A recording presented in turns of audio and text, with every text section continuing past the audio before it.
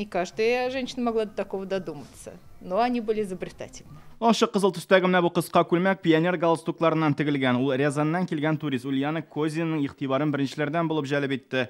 Әлеге ханым Казан белән танышырга теләгән. Социалистик көнкүреш музеендагы хатын-кызлар сезнең турында дип аталган күргәзмәгә дә битараф кала алмый. В то время появлялись журналы с выкройками, вот это бурда. Ул чорда Бурда мода журналы үзенчәлекле үрнәкләр тәкъдим итә. Хатын-кызларда яңалыкны яраткан. Пионер галстукларыннан тегелгән бу күлмәк күпләрне кызыктыра. Көнбатыш шибәркәйләре кигән киемнәрне ул чагында журналлардан гына күреп булган. Совет хатын-кызлар да алардан калышырга теләми. Кибетләрдә кием алганда көнбатыш образларына охшаганын сайларга тырышканнар. Мое воспоминание – это поход в детский мир. Балалар дөньясы кибетенә әнием һәм кичкенә сеңлем белән баруым исемдә. Без күп балалы гаилә булгач махсус чакырып алып киемнәр биргәннәр иде. Чебурашка туны аеруча хәтердә калган. Совет заманының легендар хушбуе Кызыл Мәскәүдә күргәзмәдә урын алган 8 март бәйрәме алдыннан аңа аеруча ихтыяж арта. Духи Красная Москва пахнут очень вкусно, что-то сладкое. Совет заманда хушбуйларга һәм бизәнү әйберләренең күбесенә кытлык булу сәбәпле ир-атларга кадерле кешеләрен сөендерү өчен